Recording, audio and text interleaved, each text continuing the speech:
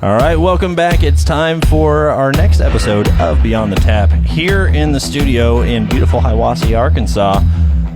Y'all, it's getting to be fall now, and if you're tuning in on our audio channel, get ready. We have a great show for you today. Some folks in from Beard Engine Brewing Company up in Alba, Missouri. But before that, if you're watching our YouTube channel, which if you're not, you should be, you notice there's a very familiar face sitting next to me here. Welcome to the show, Dara. How you doing? Thank you. Thank you for having me back. Yeah, glad to have you. So a lot has been going on with you. You are no longer with the brewery now, right? Correct. You've kind of gone solo or kind of gone off and done a whole new venture now, right? Yes. What are you up to now? Tell me a little bit. So Kyle Reedy and I have exited the brewing world, and we're going into the bar world. Yeah. We're making a dive bar in downtown Bentonville. So what's it called? Bentonville Dive. That makes sense. Okay, Very cool. easy to remember. Well, awesome. So where is you got out of the brewing and now you're into a dive bar. Are you guys open yet? No, we are hoping to open in the beginning of December Of 2020. Yes. All right, perfect. God, not 2020. Yeah, it better be 2020. No, so I know there's been probably some setbacks with you guys during pandemic world and all this other crap, but man, I'm excited. At the time of recording this, we're in November, so you guys got less than a month and you'll be open here. Very close. And I cannot wait to sit down and have a beer with you. But speaking of beer, I think we should bring on our guests here. We should. Everybody, welcome to the show. We have Nate and Tiffany from Beard Engine Brewing Company in Alba, Missouri. Welcome to the show, guys. Thanks for having us. How's Thank it you so going? much. It's going pretty good. Yeah? Better now. Got these libations in front of us. Absolutely. So now we were chatting just a little bit before the show, and I have not tasted this yet. But I hear, is this your least favorite? For me personally, That's okay. but it seems to be everyone's favorite. Yeah. It's kind of developed its own cult following. The only beer that I know of that's similar to that is Heavy Riff up in St. Louis. They have their Love Gun, which is vanilla cream ale. We started doing this one several years ago, and it was essentially our answer for like introductory beer drinkers that weren't used to craft. So that was our answer to that. But it's pretty complex considering it's a pretty light cream ale. Yeah, what is the beer that we are drinking? So that is The Clash. It's named after my favorite band, got punk rock roots. That generated from a beer, it's called Punky. It was a cream ale. We bombed with Tahitian vanilla, and here we are. Oh, wow. You can definitely taste the vanilla. Yeah. And the thing with, sometimes vanilla can get really overpowering or earthy. To try to find that ratio worked out really well. So now it's just more creamy, even though there is no cream in a cream ale. It's just strictly corn, like a 6-row malt. Real simplistic malt bill. We throw some Vienna in there for more breadiness, and it's like cream soda to me. Oh, yeah. Oh, That's yeah. definitely an adult cream soda. What do you think there? Oh, it's very good. I like it. So really quick, let's go back. I know we've mentioned your names and who you're with, but let's go back in time a little bit and say so Nate, let's start with you. Where did you come into this? With were you brewing before? Tell us just a little bit about who you are. Actually. Yeah, so I was in advertising, believe it or not, before this. We had a homebrew hobby like anyone else. I never jumped into like the beer kits. I was always kind of overzealous. I always wanted to overdo things. I jumped into all grain pretty fast. Had no clue. Did a lot of reading. I'm kind of a book nerd. And that's kind of how it all started. And it was one of those things that just kind of took over my life in a sense. Got better and better. In our garage, we had about 6 taps flowing at any given time. Wow, Nice. so you were really going for it Yes. then. Yeah, and we were He playing didn't with stay styles. small for very long. We did the one batch, or 1 gallon batch one time. And then we jumped up to 2, and then it went up to like half barrel. Nice. Very quickly. So it was a lot of fun, but we trial and error. We learned that way. But we just really nerded out on it in the very beginning. Self-taught. So we were part of the dive bar scene in a sense, and then we just developed. Our palate started changing over time. When we And- got together, he was drinking Miller High Life. Oh, yeah. And Miller High Life. I was drinking Busch Light. Like, that was... Hey, it's okay. We can all throw those back occasionally, and Yeah. that's still okay. Yeah. Yes. So that was kind of in a sense how it all started. Several people, friends, obviously, they always had our back and supported us and said, "Hey, you should really open a brewery." We didn't really start thinking about it until probably 6-7 years ago. Like Okay. if we could pull it off, but we, in a sense, We did. We were probably one of the longer ones to take to get started, just because it was just me and her. Everything we bought was with our own money. There was no investors. It was like, let's go into this with no risk. So we bought everything over a course of a few years from different breweries across the United States. So we were from Denver, Georgia, Illinois, North St. Louis. Places we had been and had not been, but he makes friendships and relationships with these brewers everywhere we go. And so he was on a forum, and a lot of the old breweries that were upgrading their systems kicked stuff off to us at pretty cheap, so we could stay within our shoestring budget. Yeah, and we developed a lot of friendships. So, I mean, I can't say enough for a lot of those guys, because they helped us create, we have a hand-built 4-vessel traditional system that was pieced together from all these different breweries.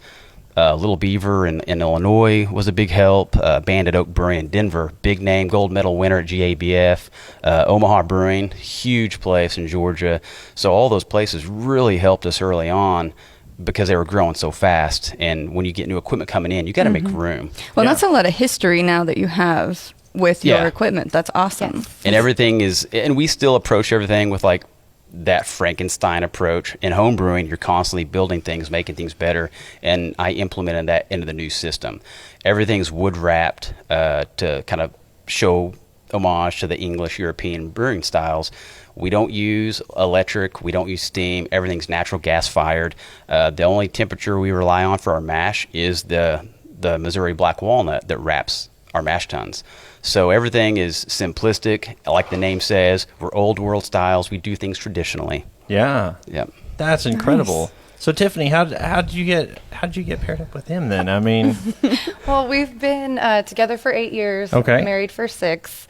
I just kind of let him do. He found a hobby, and I was like, all for it. I backed him 100. We were actually tinkering with an old truck. It was a 64 F100. Yeah, I didn't want to say the wrong one. The wrong year. I always make mistakes with that. But we were working on that together. We really liked rat rods and stuff, and so we worked countless hours in the garage on that thing. And then one day he was just like, I want to do beer instead. And I was like, okay. So we sold that truck to buy his first system. Yeah. The half barrel system. And it's actually winemaking equipment that I had to retrofit. I met a winemaker. He was up by, I think, Bellevue, Illinois or something like that. But he was going through a rough patch in his life, and he was parting ways. So in a sense, we traded. It was like horse trading. So we have a brewery now because of a truck. Wow. So, okay. All right. That's kind of cool. That's a good start. I thought like so. That. Yeah. I like that. Well, very cool. So let's talk really quick about you guys. You opened this year, right? Mm-hmm. In 2020, June 12th. Yeah. Wait. Okay. Now hang on. You opened that's after March, right? So I know my calendar, and Yes. that's after March. So you guys didn't start before the pandemic. You started in the middle of it. Yeah. Sure did. What was that like? Nerve-wracking. Yeah, Scary no doubt. as hell. Yeah, because you go into it, and a lot of people, you got naysayers, you got people that support you, but we didn't want to fail before we even got started, and that's what we were up against. We were supposed to open June 6th, but it got pushed back to another week, and at the same time, we knew what we had to implement into our tap room to make everyone feel safe, walk in. So when we first opened, grand opening, that town had never seen that many cars, traffic, people lined up. It was like a big showing. The old miners in. Yeah. And it was pretty ridiculous. At one point, we had one of her cousins as a doorman. I had to go out there and relieve him and do the same because we were at like occupancy like that. Oh yeah. So, what is your occupancy right now? So in the tap room it's 75, Okay. but we've had to cut it in around half. half. Yeah. Okay. But when we built our tap room, everything was already in 6-foot distancing. This is how it worked out. We have 2 long communal tables in the center of our tap room, and on the walls, everything's 6 foot.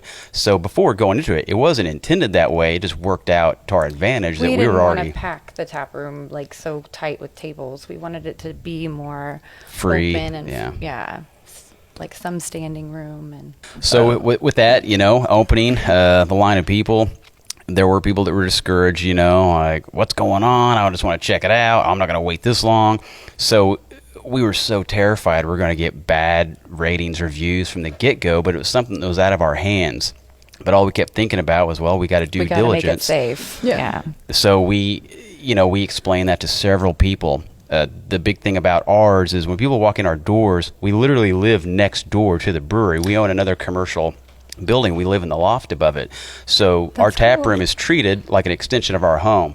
So when people began to know that about us, when they came in, they instantly felt like family, like Thanksgiving, you're over for a football game. And that helped us in the beginning. Like, man, I really like Nate and Tiff, what they're doing out here. The beer's pretty good, and we built friendships early on. And that's when it just started steamrolling. Yeah. We have so many regulars already that support us and what we do. And I just, like he said, I treat everyone that walks through the door like a friend or a family member, and they're in my living room and I'm entertaining them. So that's the way to do it. Absolutely. I think that's the perfect approach to it. I think a lot of people could learn from that is the opportunity that, you started out. Now, the population of Alba is not huge, right? 555. Wow. Yeah. Is what's on the sign. Not thousand, guys. Yeah, 555. Yeah. So. People.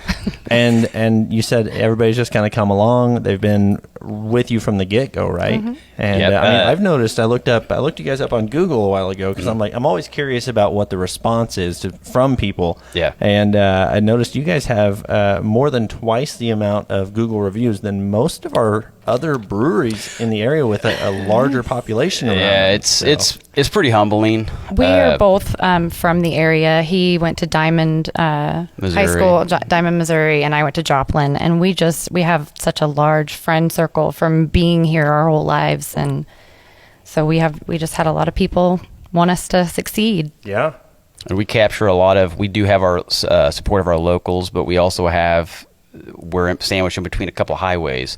So a Sunday is a big day for us just because we started doing Sunday trivia. A lot of places aren't open on Sundays. So people are either going home or going away from home on that Sunday, traveling. When they Google nearby breweries or a place I can get a drink, that's how we catch a lot of them. Yeah. We've got some couples that come from Kansas City, constantly traveling to Arkansas. We've got guys, from Arkansas that way. So we're the meeting point for a lot of them.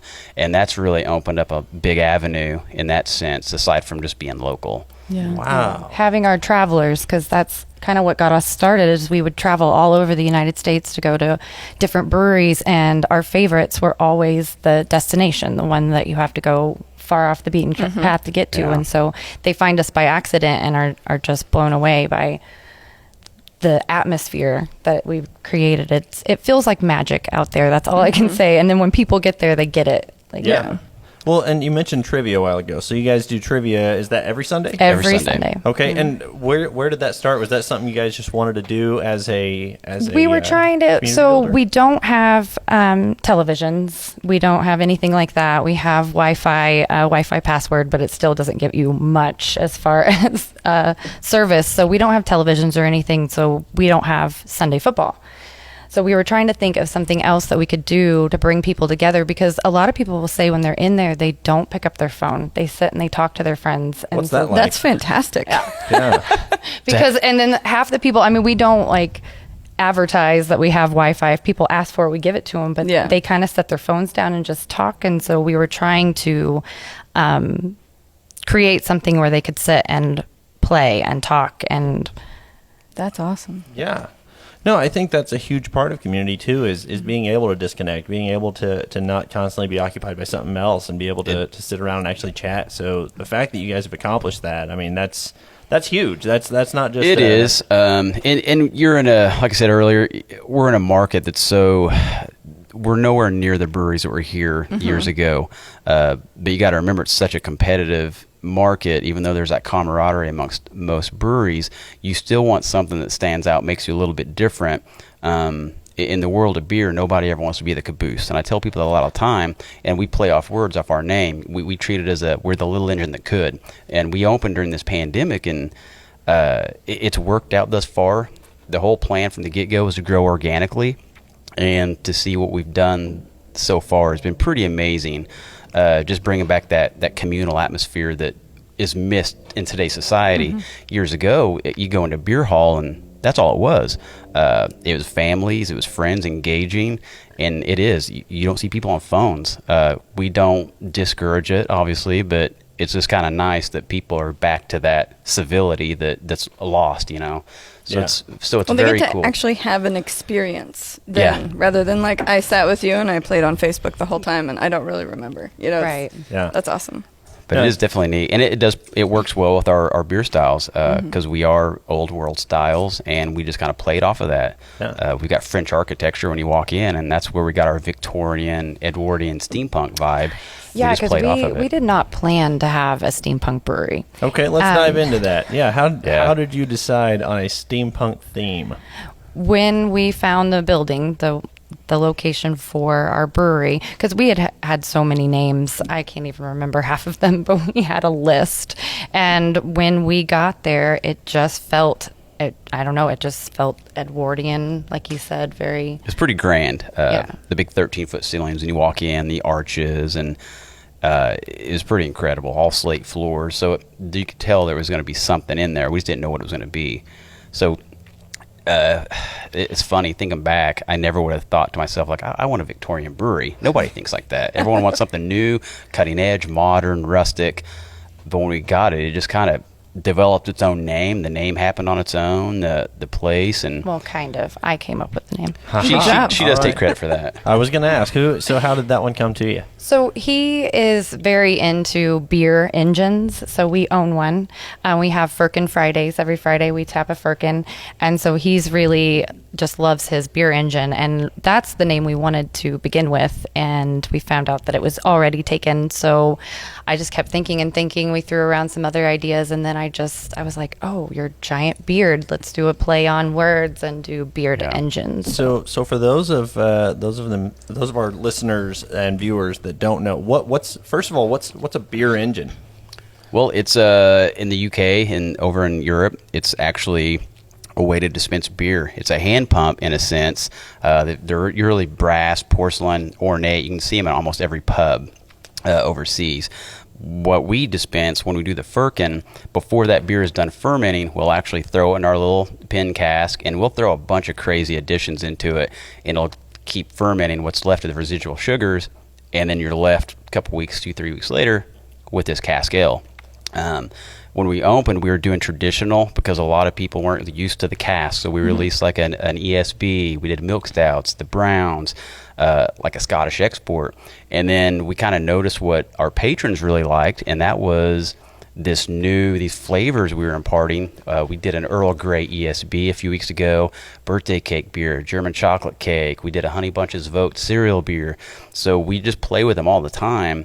And this Friday we've got a pistachio ice cream milk stout coming out. Okay. And if it goes over well, that gives a nice paving stone for what people might want to see on the tap wall. So that's helped us develop what we see on that. Yeah. That's why the cream ales kind of was born, because that was a base for several of the beers we were doing with these weird additions. And just people wanted more and more of it, so we're like, let's just put it on the wall. you know? Well, no, absolutely. And I've just got to ask the next question: what the firk? Right. What's a firkin? Like, what's going on there? So there's different sizes. Obviously, you got the pin cask, which is a little under 5 gallons, not much, and then you have the actual firkin, which is a smidge under 10 gallons. These are just old historic ways of dispensing cask ale. They're served at room temperature between 55, 62 degrees. And they can go, you can age these up to a few months. But once you tap them, you have to drink them fast because it's something you can't save. The preservation just isn't there. What a horrible, horrible problem to have. But we do blow them, though. So Yeah. every night Yeah. we do blow them. There's people always show up a couple hours late, like, do you have any more of it? I'm like, sorry, it's gone. Yeah. But that is a good problem to have just Yeah. because we have to turn people away that want growlers of it. And then like, people show up earlier and earlier on Exactly. Fridays, knowing that we're going to tap them at 4. yeah. So they're fun to play with, though. No, that's fantastic. Well, very cool. So you said what's the new one coming out? I know I saw on there. Is that the White Russian? So that is our actual beer that's going to be on the wall. Okay. So our chap is what we call our milk stout, and most of our beer names are English steampunk names. There's kind of like a spin. So the chap is it's our chocolate milk stout. We took that base, we infused it with some local coffee from a roastery, some vanilla from KC Vanilla Company in KC, and Ecuadorian cocoa nibs.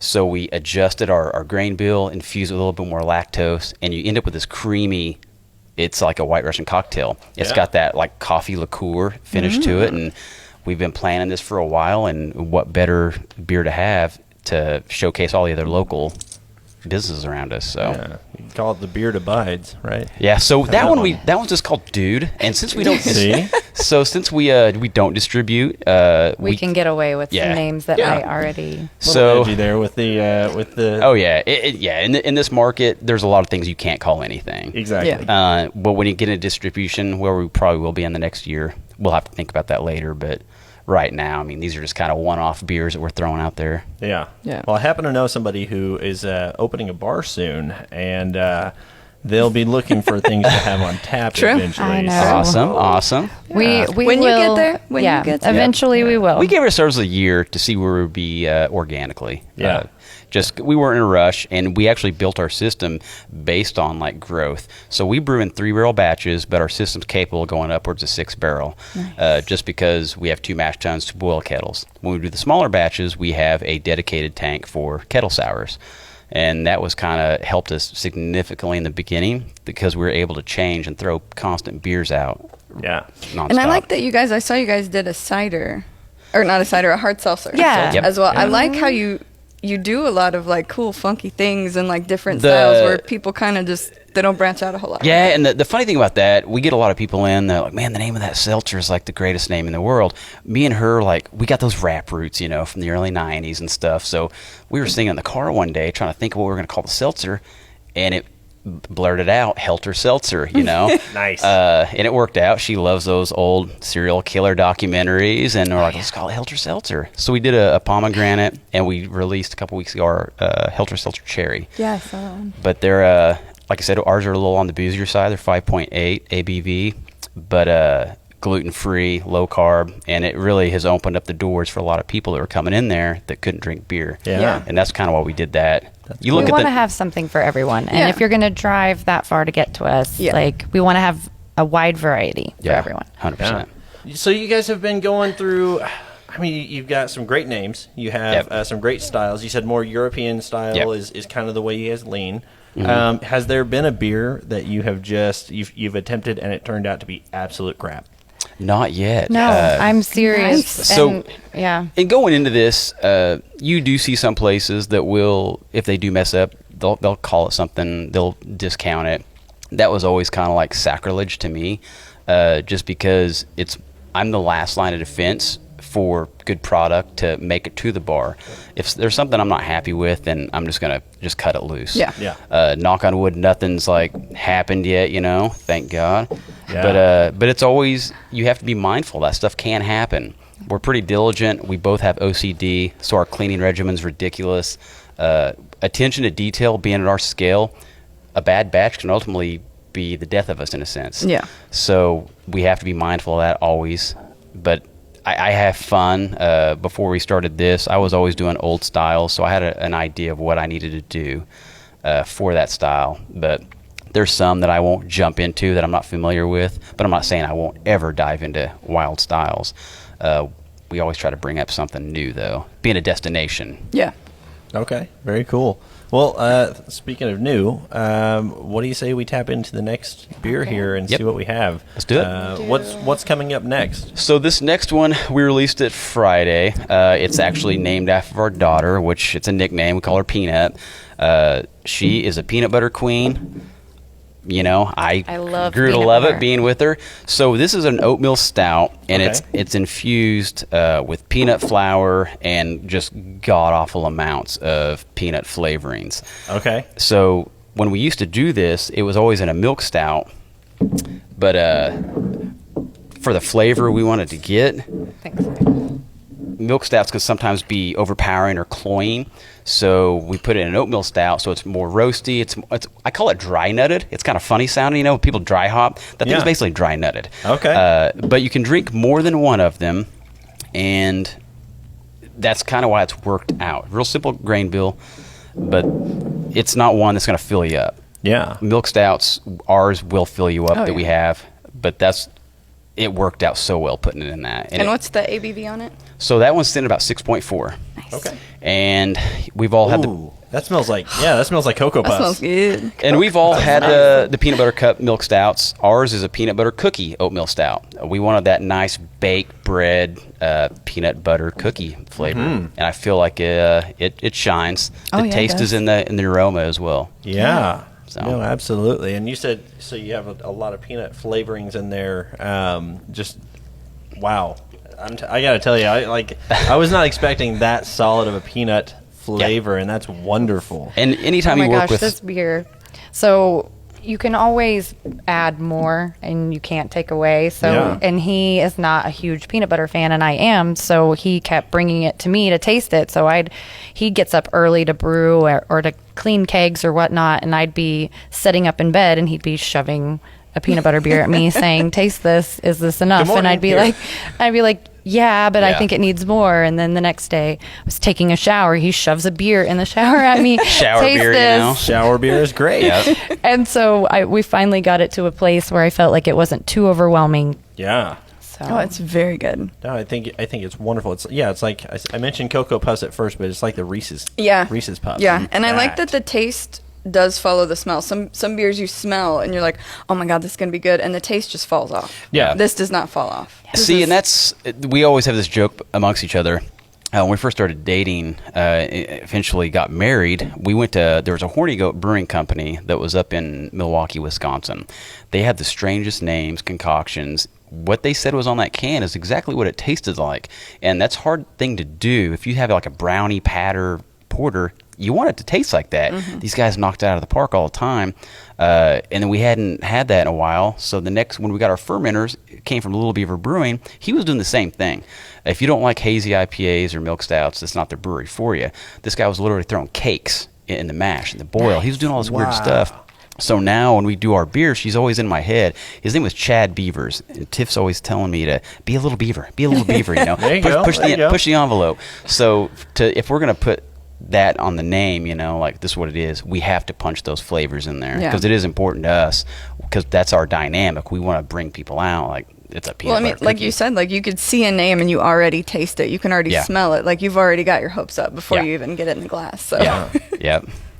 Well, cool. Really well, tell you what, I think we're going to take just a quick break here. We're going to take a pause for our advertisers. Okay. And we're going to come back here in a little bit. I know we got more to talk about. Yep. So we're going to work on some of this peanut here. And I know we've got one beer left for the second half. Uh-huh. So we'll see y'all whenever we get back right here on Beyond the Tap. Awesome.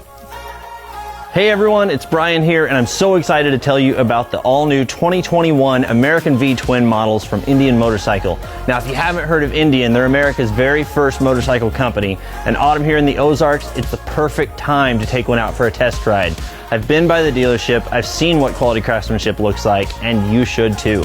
I'm telling you, the new 2021 models are incredible. They've got the Scout and Scout 60, or if you're like me and you like a little more stripped down, more blacked out look to it, you'll want to check out their Scout Bobber and Scout Bobber 60. They've even got the liquid cooled Indian Challenger, which if you didn't know, was named 2020 Motorcycle of the Year by both Rider Magazine and Thunder Press. So head over to Heritage Indian Motorcycle in Rogers, Arkansas today to schedule a test ride or check them out online at heritageindiannwa.com or call 479-633-8443. And remember, always wear your helmet, never drink and ride, and be sure to follow all local laws, including any social distancing guidelines in your area. All right, so if you like what you're hearing here on Beyond the Tap, make sure and head over to YouTube and subscribe to us. Hit that little bell so you make sure and get the notifications every single time that we post a new episode here. It's really nice, right? What are you doing back here? And also, make sure and check us out on Apple iTunes podcast section. Subscribe to us there. And do you know we're also on Spotify? Yes. There's nothing in there yet, but that's okay. So check us out. If you really, really like what you're hearing here, then you want to head over to patreon.com and you can actually contribute to the show and making this the awesome success that it clearly already is. And throw a few bucks at us. You can earn some cool perks along the way. Visit patreon.com/beyondthetap today to check out more. And to some of my friends who, bucks may not come so quickly to you, feel free to subscribe to us. That's important to us as well. Or review us. Give us 5 stars. You think we're 5 stars? I think we're 5 stars. I think so. And that's just as important. So follow us. Stay tuned. There's a lot coming your way. True story. See you next time on Beyond Beyond the the Tap. I feel like moseying up with this music, right? Kind of works. Hey, welcome back, everybody, to the second half of our episode of Beyond the Tap, featuring Beard Engine Brewing Company out of Alba, Missouri. These guys are fascinating. If you didn't catch the first half, shame on you. And go back and listen to it or watch it. Find it on our YouTube channel. I'll tell you what. This is really cool. I love the steampunk theme. I love everything that we've been touching about so far here. But I want to know. I heard something when we were on the break. Something about mayor. Yeah. Can you go into that a little bit? What's up with that? So, we're still fairly new to the town, about 2 years, almost to the day. When we opened up the brewery, we met a lot of the locals and stuff at the city hall and the collector and the councilman. We had to go through quite a bit for the liquor license and obviously opening a brewery. So we became pretty good friends, and I told them in a year of residency that I would probably be on that ballot. They're excited, want some new ideas. So when that time came this year, another local that had been a patron of ours had actually put my name in. He was a write-in. Because he just wanted to do council. Yeah. So he signed himself up for council, and then somebody else wrote him down for mayor. And believe it or not, people seen my name on that and said, "Hey, let's Make it happen." Yeah. So we let's won. do The beer guy, mayor. So- Let's go. So not only were you written, she said you won? He won. Yeah. So He won mayor and city council and had to choose. Okay. you know, so it was weird because in the paper when they had the article for the elections, the local county, my dad, everyone was calling me like, "Hey, congratulations!" I didn't really, I forgot all about it. Honestly, I was sitting there looking at it, and it was kind of really vague. It just said Nathaniel Ardinger, mayor, and then like alderman or something. Well, our city clerk had called me and said, I got a little bit of problem. It's not a big deal. Do you want a mayor or councilman? I was like, do what?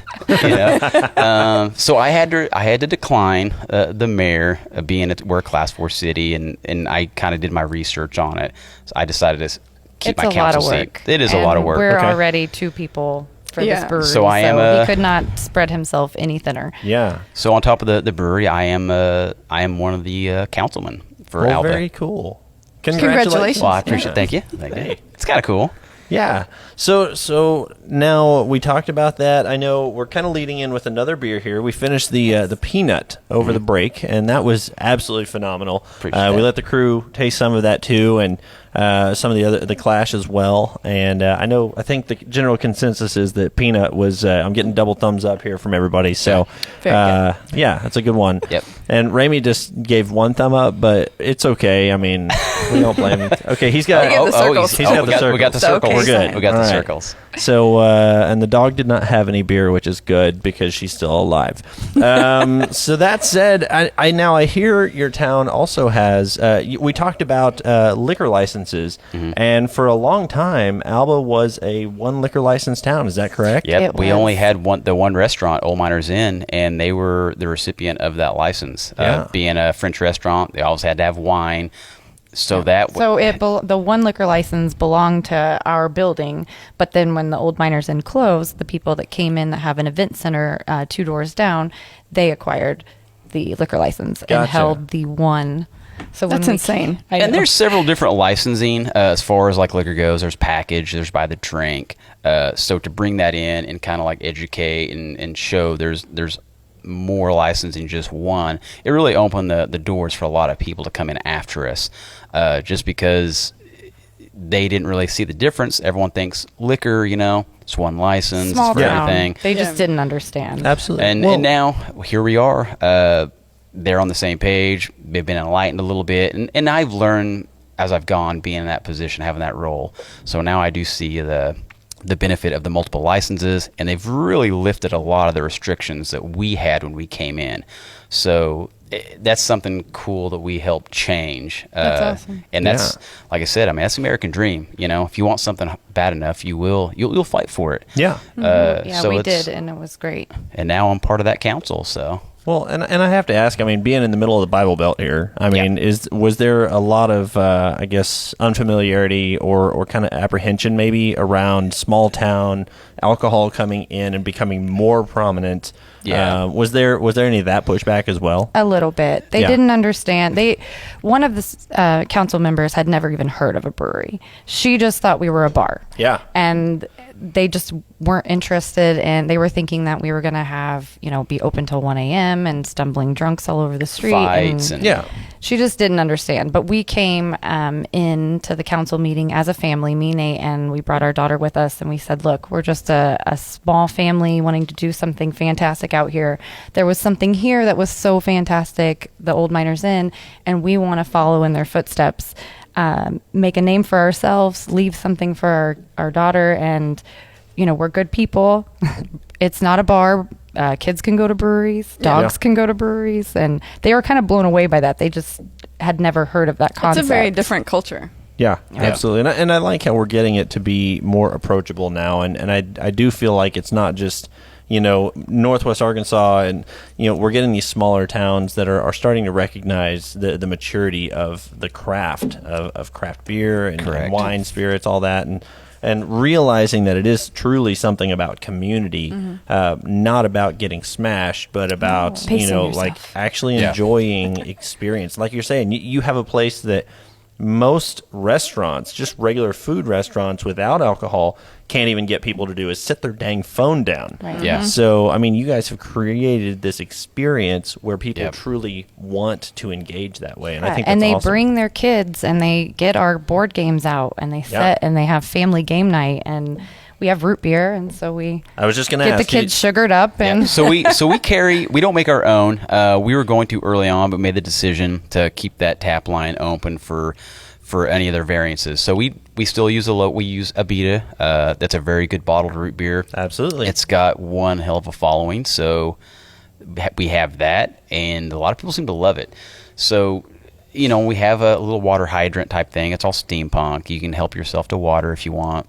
But it's really been kind of a game changer. He's downplaying this water thing. Like, he made it so grand. Okay. This copper pipe runs from the back of the brew house all the way over an arch into the tap room, up a wall, down, and then So you can kind of follow it. It's kind of neat. Nice. crazy cool. You may have to send us a photo of that, or have Yep. our folks. Is it on your Facebook? Uh-huh. It should be, yeah. All right. So if you're watching this or listening to this right now, go to their Beard Engine Brewing Company Facebook page and check it out, because I've got to see this now. So I'll pull it up later. But It's very cool. yeah.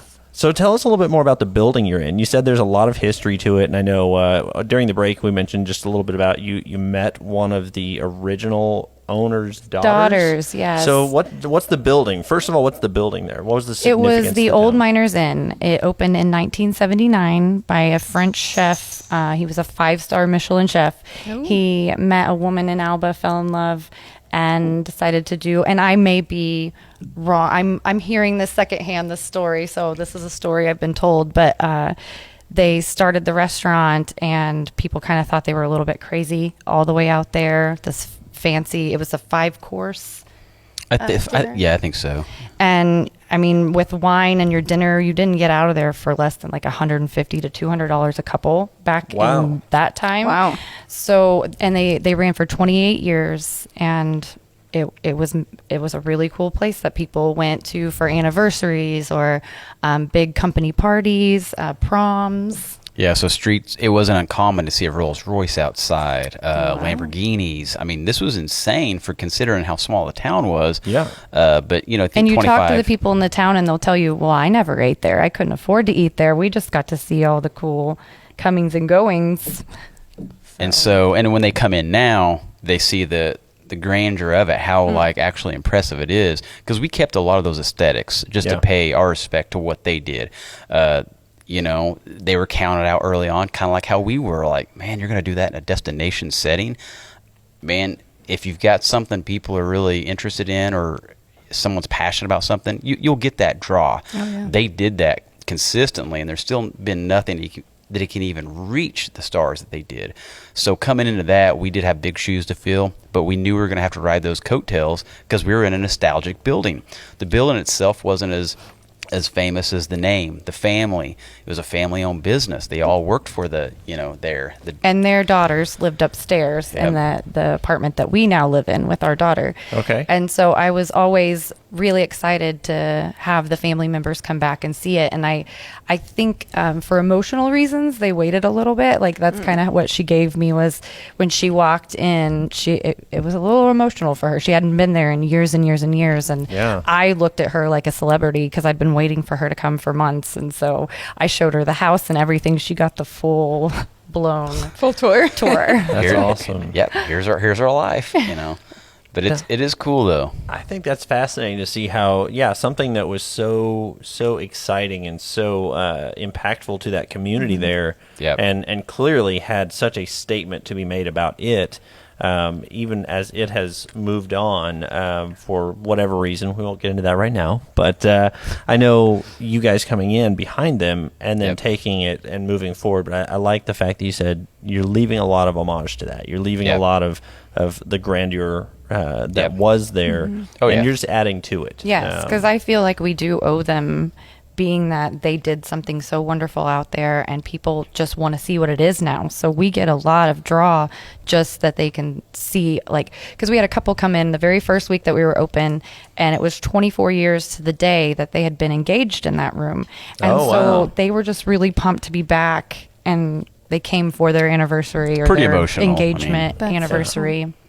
It's like a legacy that you guys get to continue and spin it to your. It is. It's very cool, and that's important to us. And when they made the decision, that they had had enough, that the business had ran its course, and they were just tired, ready to do different things.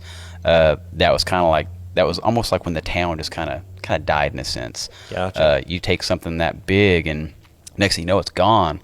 It does. I sometimes I joke around calling it a ghost town. It's not, but when we came in there, that's how it felt, because these towns, our forefathers before us, they built this stuff. And I was guilty party also. When we wanted the brewery, we were thinking out of the box, let's take it somewhere else. Let's do this. But home is really where the heart is, and there was no reason to let this town just kind of fade away. Yeah. So we just kind of resurrected something, and here we are, and I'm so humbled and grateful for everyone that's came in. Yeah. Well, and I hear you're not only resurrecting the building, but there's another project you're working on that has some really amazing roots to the history of the town. Yeah. Especially if you're a fan of baseball. Listen up, because tell us what's going on in Alba. So we just recently entered into for some grants to help restore a baseball field. A lot of people know Alba is based on the Boyer family. They basically were known for all the brothers to have made it into Major League Baseball. We're talking the Mets, the Yankees, the Cardinals. 7. So Ken Boyer being the most, probably the most prolific of all of them, Golden Glove, all these several different awards. It wasn't just the family that touched this ball field. It was Mickey Mantle that was from Commerce. It was Whitey Herzog, from the Joplin area. Baseball was so big in the Midwest, and this was, talking 30s, 40s. That stuff was, your talent was from this area. So that field, that is to me the field of dreams. And to see it just sitting vacant for so long, we just recently got approved, to move forward with the project and kind of restore that field to its glory. Traveling teams will be able to use it, obviously, but we're kind of going to put it how it would have looked back in that era. That's really that's kind of a cool project that we got going on in Alba right now, because you had Old Miners Inn. Before that, the Boyer family, huge. And if anyone knows baseball, Cardinals, Ken Boyer was the guy. So that's amazing. And so now, are you working with local historians or national historians? So we've got some different organizations locally that actually will assist us in the grant approval process. We have to do our diligence. We had to create a spreadsheet, what this costs, what that costs, and they actually kind of do the legwork for us. They submit all that paperwork, and it's a pretty lengthy process, but most of the hard part's out of the way. I got to go out there with one of the other council members and kind of see what we needed to do. But being on that forefront, being one of the last people to be on the submission, it's really neat just because they aren't real familiar with baseball. We have one council member that she is a part of that family. So she's a legacy that's one of the other aldermen. And she is in relation to that Boyer family. So she's a historian. She's a walking history book, and it's fantastic talking to her about it. So she's very excited. All of the council members are working together. Yeah. That's incredible. That's So it's very neat. So in us drawing in so many more out-of-towners, that field will spark something else. Yeah. And then we're going to be one of the sponsors for the field as well, so we can have our name on the back fence. And we're probably only, I think we're 3.2 miles from the original Route 66 highway. So that will hopefully become like a little bit of a photo op place. So that's what we're looking forward to.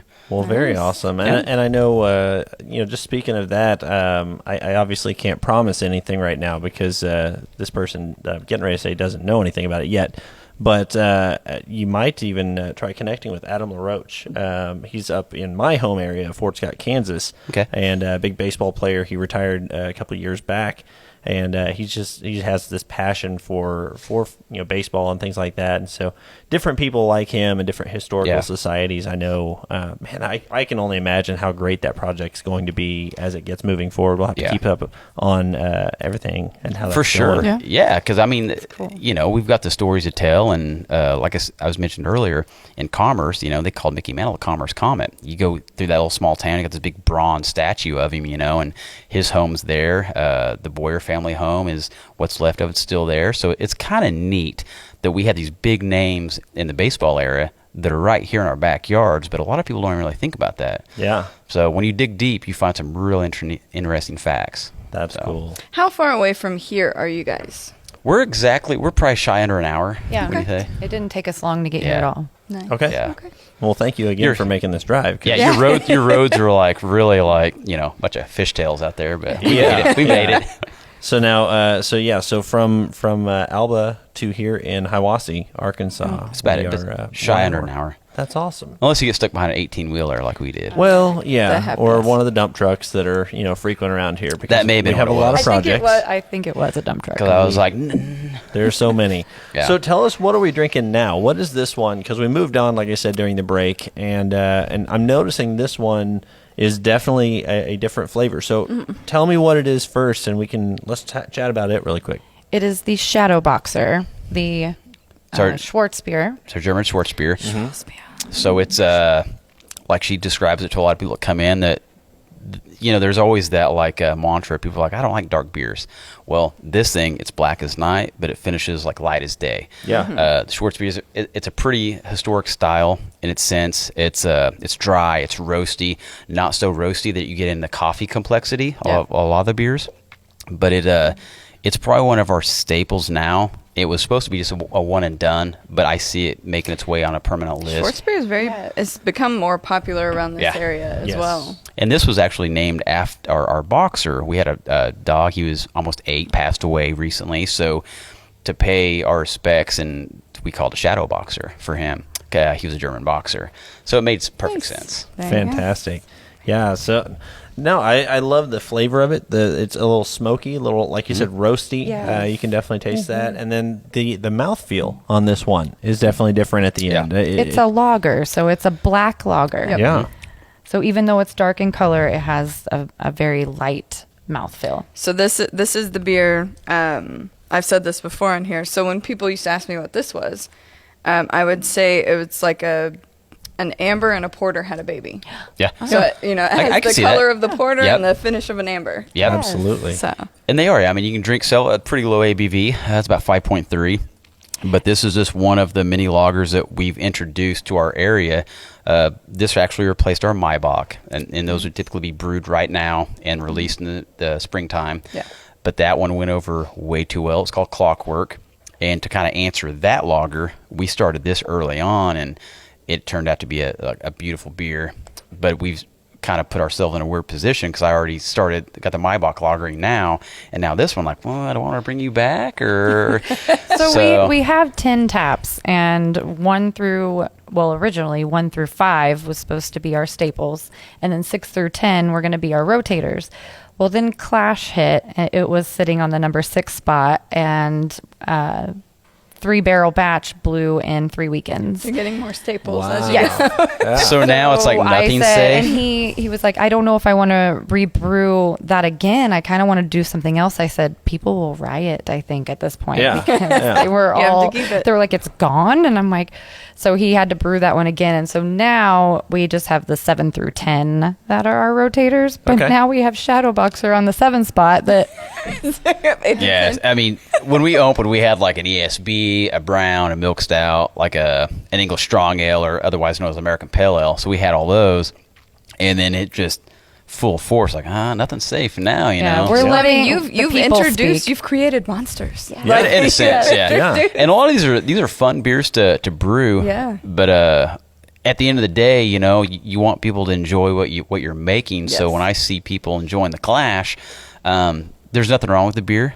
I'm a big malty beer fan, so I always lean towards a lot of malt, a lot of roast, and that's just my profile. But I know not everyone's is like that. So Yeah. Clash that's kind of the go-to for a lot of people. Yeah. Well, now let me ask you this really quick. So in the tap room there, now you're currently only beer, right? Yep. I mean, obviously minus the seltzer that we Seltzer. mentioned earlier, but you don't have any food there. I heard you don't have any food in your kitchen. Like you don't have a kitchen. No. But you do allow people to bring in their own food or trucks. have Yeah, and we have food trucks every weekend. If we do not have a physical food truck on property, they set up off the patio, then we have a Mexican restaurant that is like 0.5 miles down the Yeah. road, Yeah. and they literally just got voted best of the 4 states. For Mexican restaurants. For Really? Mexican restaurants, they beat out so many Joplin and Carthage and other bigger places around us. They're Mexican restaurants, and they are so good, and they're such amazing people. They're a small family run business Destination as well. restaurant. Yeah. And they were out there before. I think they were the only ones, and they don't serve alcohol, obviously. So we play this like nice like partnership. Yeah. People will leave there, come us for like a nightcap. They deliver to the tap room. They're always so flexible. Like, hey, our food truck canceled. We got you. So we essentially are more seating space for their restaurant. Yeah. So Nice. now when they run deliveries, it's totally local. We support one another, and it's good food. That's a great partnership. So It is, we it love is. them to And they're- death. Yes, they are wonderful people. They're now part of our family, and So aside from them, they ran yesterday.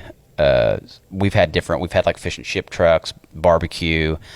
We've just recently captured 417 Foodie is their name. They do charcuterie boards.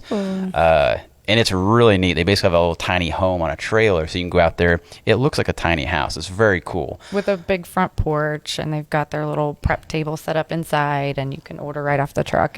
And they that's they cool. tear it up. And being in a rural area where we're at, any food truck, I guarantee you'll probably do well. Our food options are pretty limited. Yep. So that helps us significantly when we have food trucks out there. Yeah. We still love our Mexican restaurant, and there's no ill feelings there at all. It just brings a different dynamic. Yeah.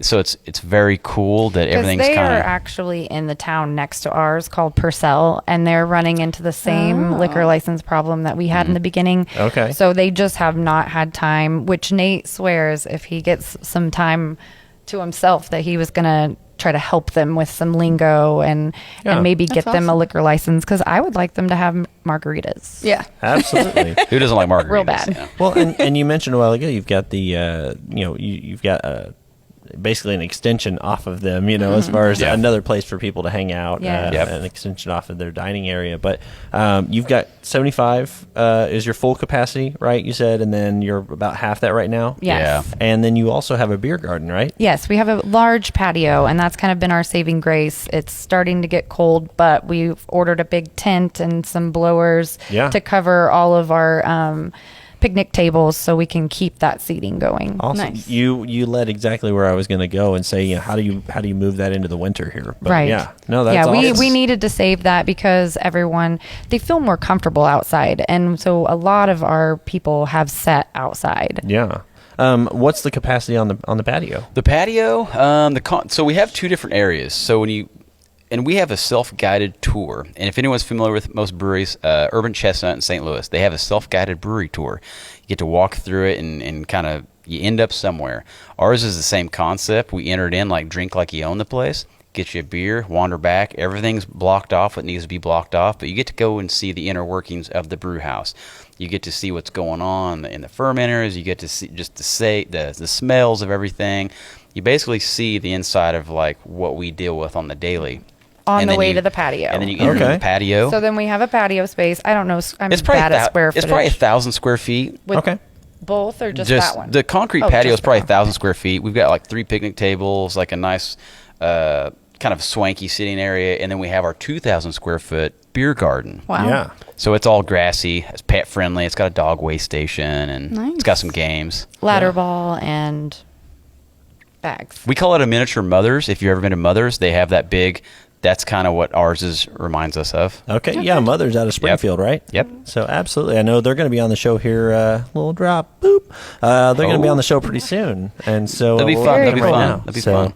And we have actually a fun little add-on, a little bonus that's going to happen with them. So that'll be a fun time. Cool. But so people end up out on the patio. So now, do you do like signage there? I guess like along the way for anything for people to know this is our mash tank or your mash tun. So we've got the only thing we really have signage wise is when you like exit after you've gotten your drink. We've got a sign that's in a typewriter font that I painted. It says GTFO. It says patio. Right. And there are many times like, where's this go? Yeah. We're very hands-on, and it's me, Nate, and then we have Cara Lee. She is our beer tender. And so we each take turns, like if we're not busy, making sure that if they've never been there, to walk them through and explain that to them. And that's what a lot of people comment, that we take the time to do that. And so we are always in the tap room.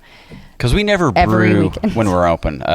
Most brew days start at 4 a.m. Okay. So, and we open on 2 on Fridays and Saturdays. So all that stuff's usually done before people get there. Obviously in the winter, we might bring that so people can kind of see and smell and all the things that we're doing. But like I said, that's snow on the ground. Yeah. Right now, I got to get up super early in the mornings. Yeah. Yeah.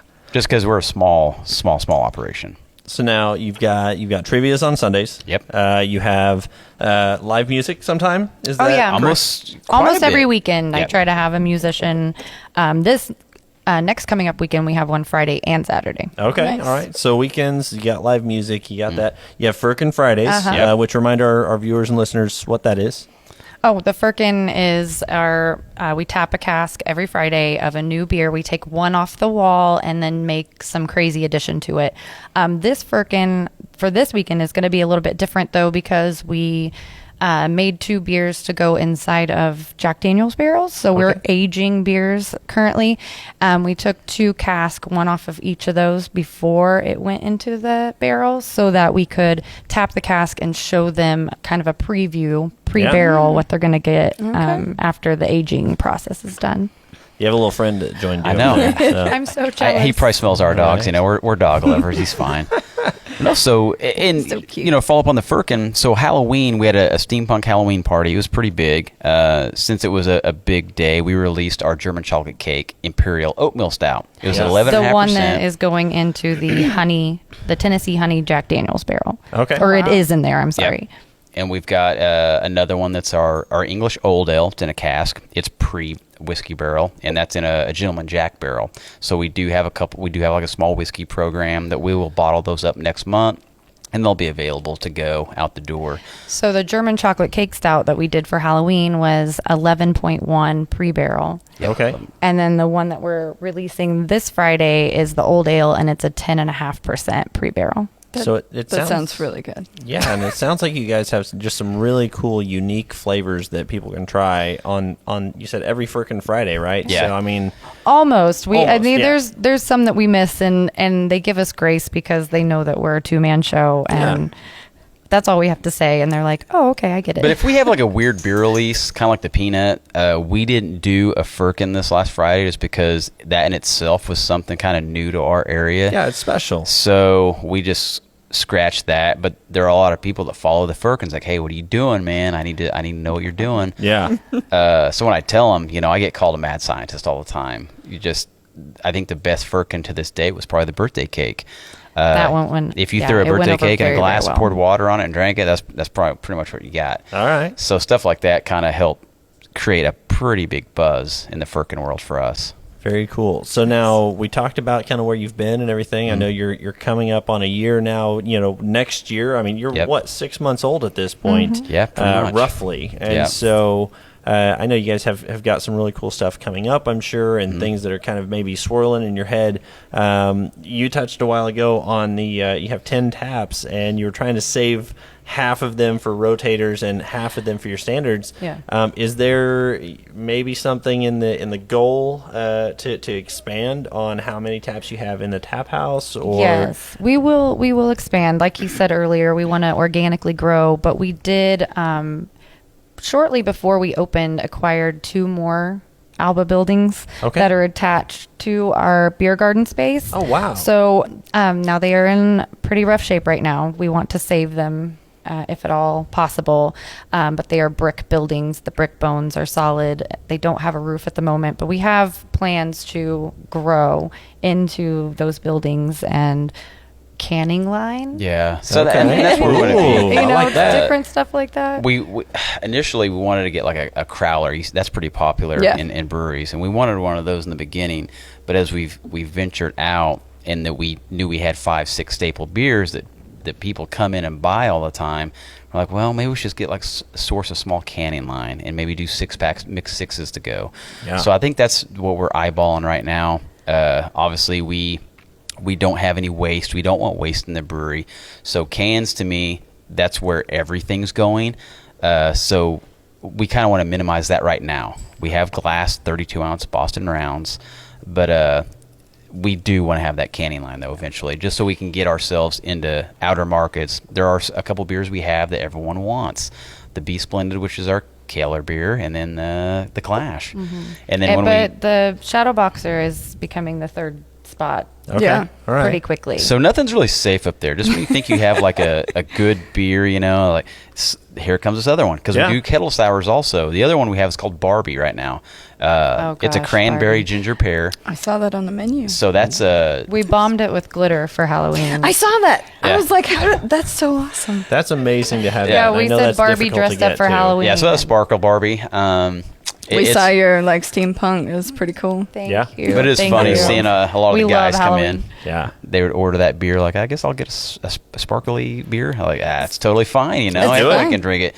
But that's something we wanted to do for a while because it's new to our area. Yeah. So we wanted to have some fun with it and just see what people thought. And it made great Instagram photos. Oh yes. Watching it swirl, I was like, we supplied people with straws, to play with it.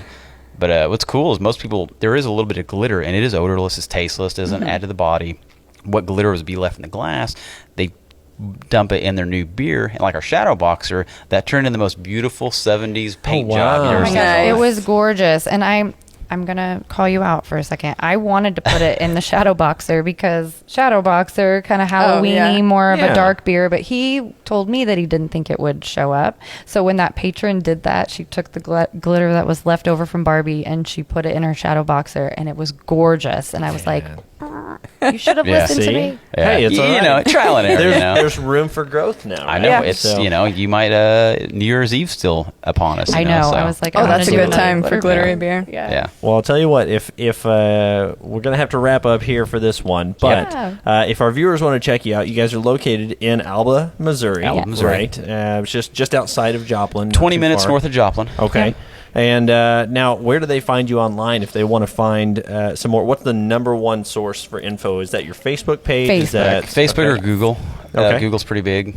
Yeah, but Facebook, we are working on a website. My brother is working on that. But right now we are solely Facebook, and we don't really advertise either. We're strictly word of mouth and social media. Yeah. It seems to be doing well for you. Absolutely, yeah. You came in through a pandemic, and you've grown. So I think if you can grow now, we are very grateful for that. Absolutely. Well, it takes a solid community, and I have no doubt that you guys are going amazing places. So thanks again so much for joining us today. I know I've thoroughly enjoyed this. I've had fun. Yeah, so, sure. We had a blast. Thank you. Thanks for having us. Make sure and check out Beard Engine Brewing Company on Facebook. And, of course, follow us here on Beyond the Tap. If you haven't already liked us and followed us, make sure and subscribe to our YouTube as well. Hit that little bell for notifications so you know each and every time that we throw out a new episode. And we'll catch you here next time as we bring on Boston Mountain Brewing Company. So we'll catch y'all then.